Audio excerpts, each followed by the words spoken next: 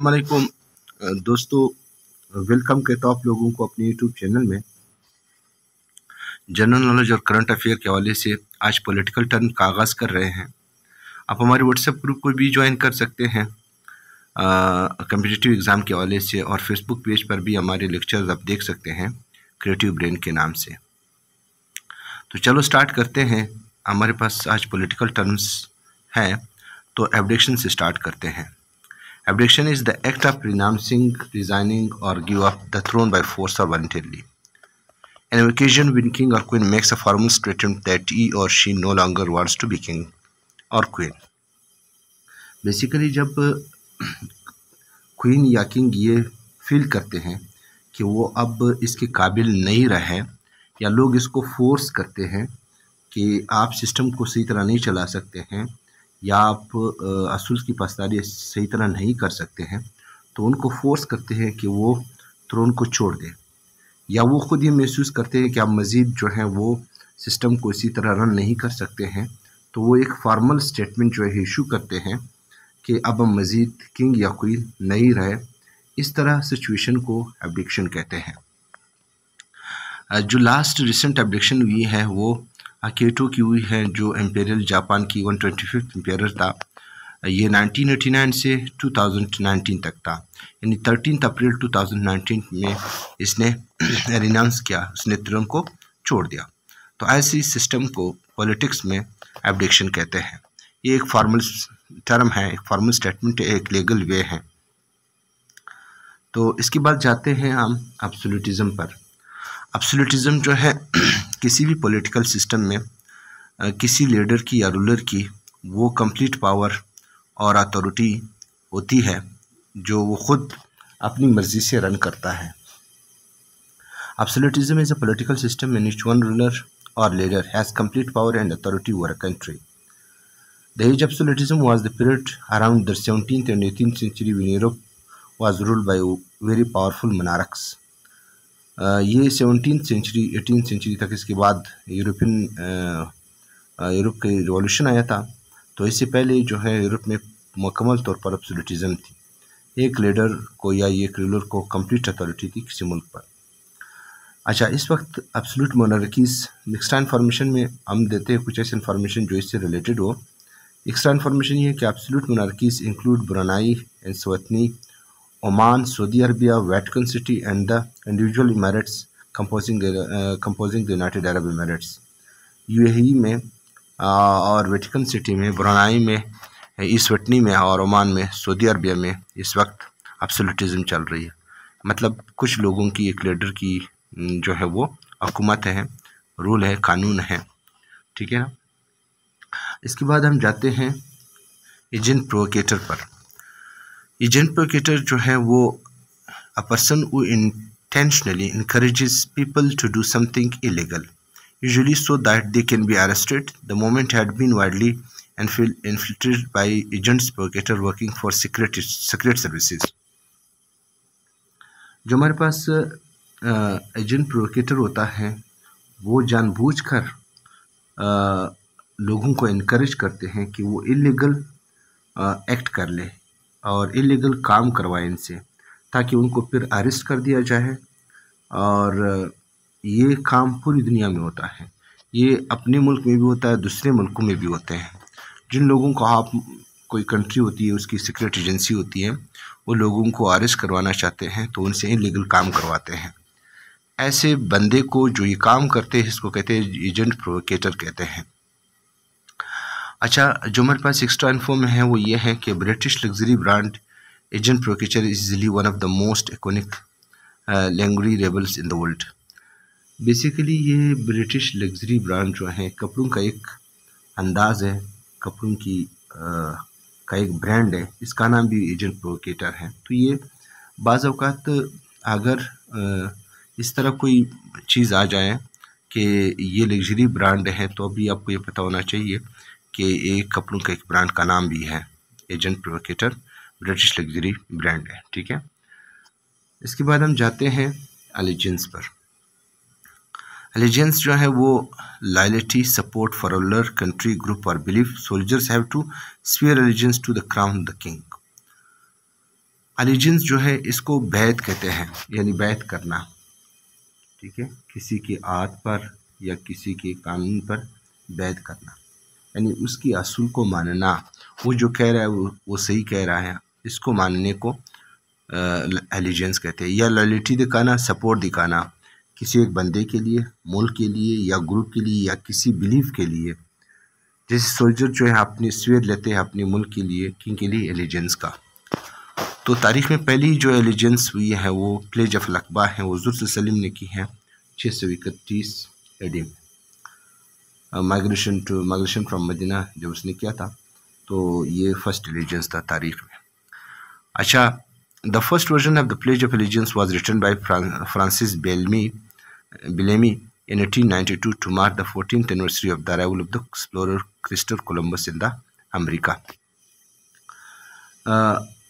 ये जो फ्रांसिस बेलेमी है, इसने 1892 में जब कोलंबस आया था, तो जाहिर सी बात है कोलंबस 1492 को उसने अमेरिका को डिस्कवर किया था।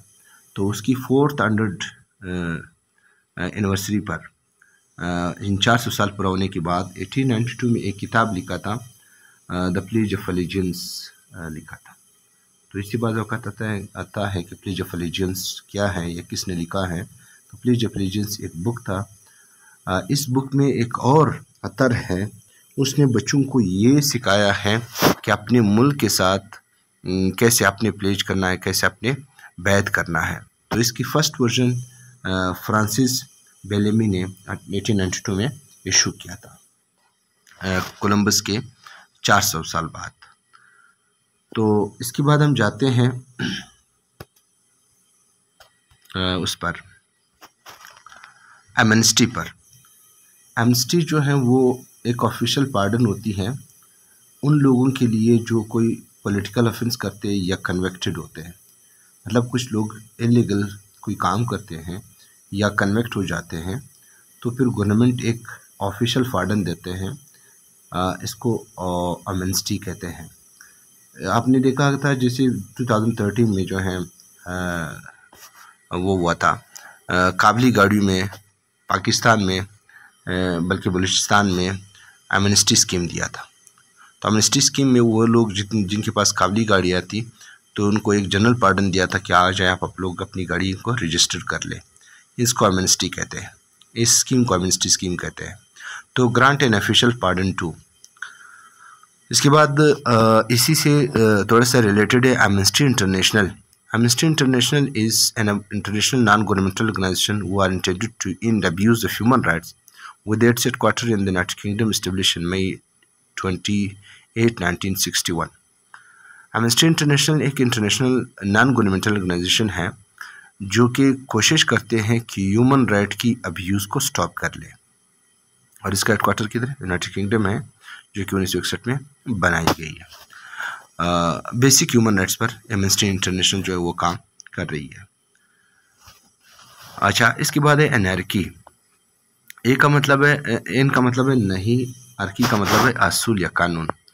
सो anarchy is a society without a government. एक ऐसी सोसाइटी जिसमें कोई गवर्नमेंट नहीं हो, जिसमें कोई कानून ना हो। तो ये दो लफ्ज़ है, एन का मतलब है नहीं, आर्की का मतलब है कानून। आर्की जिधर भी आती है इसका मतलब यही होता है कि कानून। तो it may also refer to a society और a group of people that entirely rejects a set hierarchy. जब कुछ लोग सेट हायरार्की को, सेट कानून को रिजेक्ट करते हैं, तो उसको भी एनार्की कहते हैं। There are also several instances of mass society anarchies that have come about from explicit anarchist revolution, including the Makhnushi China in Ukraine, revolutionary Catalonia in Spain, and the Xinjiang autonomous region in Manchuria. ये Ukraine में 19th century में Ukraine में एक मखनूशिन चैना एक तंजीम थी जिसने eastern Ukraine का वो किया था। ईस्टर्न यूक्रेन में एक कानून, एक किस्म का अपना असूल बनाया था जो गवर्नमेंट को नहीं मानते थे। तो ये अभी ख़त्म हो चुकी है।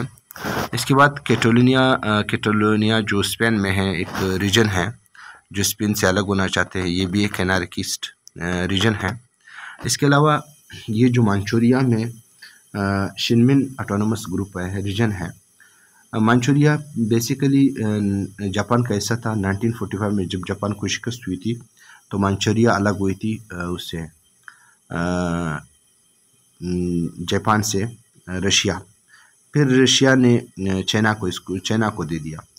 तो अब मंचूरिया का जो असल नाम है वो नॉर्थ ईस्ट चाइना है।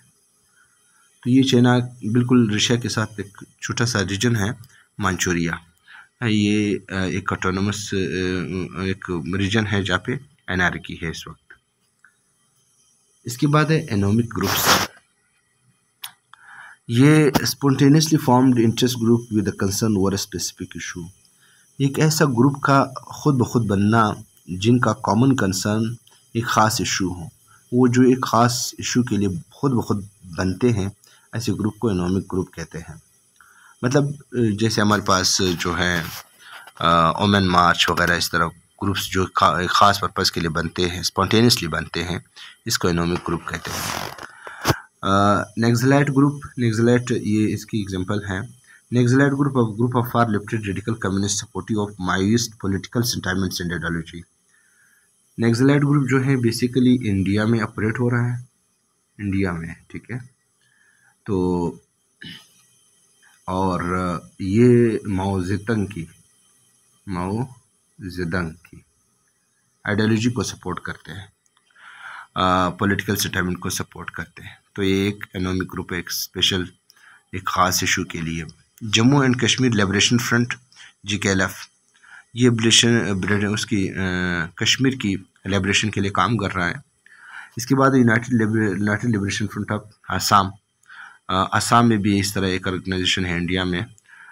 इसके बाद है डल खलासा, सिख ऑर्गेनाइजेशन अमृतसर में। ये भी एक एनोमिक ग्रुप है, एक ख़ास पर्पज़ के लिए बना है, सिख की आइडियोलॉजी को प्रमोट करने के लिए। तो ये एक एनोमिक ग्रुप है जो ख़ास इशू के लिए बनते हैं, स्पॉन्टेनियसली बनते हैं, खुद ब खुद बनते हैं। इसके बाद हम जाते हैं aristocracy. Aristocracy, a form of government in which power is held by the nobility, or a form of government in which minority rules were under the law। आपको पता है कि हमारे पास जब भी कोई सोसाइटी होती है तो उसमें नोबल्स जो हैं वो तादाद में बहुत कम होते हैं, ठीक है। इसलिए हम ये कह सकते हैं कि form government in which power is held by the nobility, और a form government in which the minority rules under the law. तो ये वो कम से कम लोग होते हैं जो गवर्नमेंट के रूल के अंडर जो है गवर्नमेंट को रन करते हैं। अच्छा, इसके साथ जो है एक चीज़ और भी आता है, ओलिगार्की, ठीक है। ये भी है, ओलिगार्की का मतलब ये है कि कानून जो असूल है, कानून है, या जो गवर्नमेंट है वो बाय फ्यू पीपल, ओलिगार्की का मतलब है।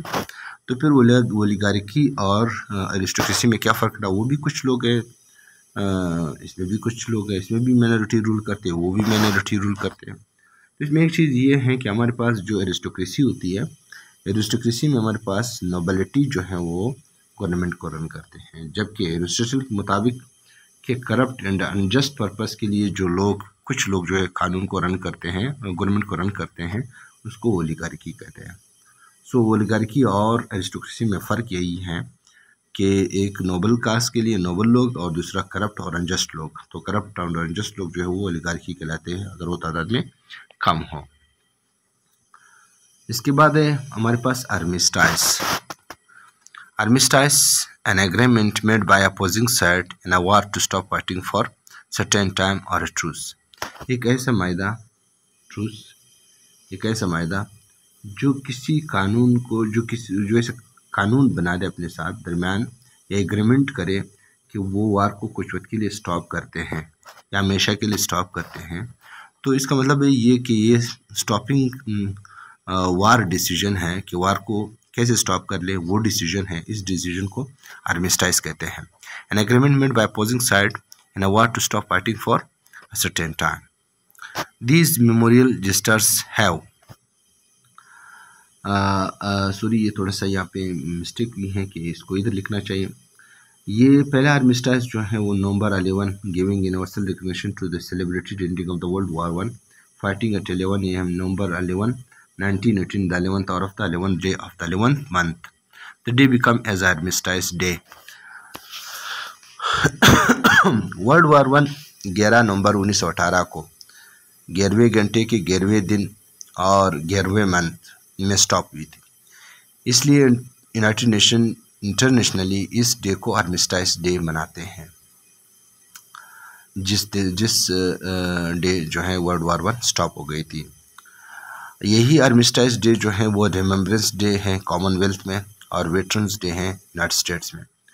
कॉमनवेल्थ ऑफ नेशन तो आपको पता है कि वो कंट्रीज़ हैं जो ब्रिटिश क्राउन के अंडर हैं, ब्रिटिश उनको रन कर दिया और उन पर गवर्नमेंट की हैं, उनको कॉमनवेल्थ कंट्रीज़ कहते हैं। तो इसमें तो ये रिमेम्बरेंस डे है कॉमनवेल्थ में और वेटरन डे कहलाती है यूनाइटेड स्टेट में। तो आई होप कि आर्मिस्टाइस सबको समझ आ गया होगा। जाते हैं नेक्स्ट टर्म पर। लास्ट टर्म है हमारे पास उसकी पॉलिटिकल टर्म्स की एक्शन पॉलिटिक्स।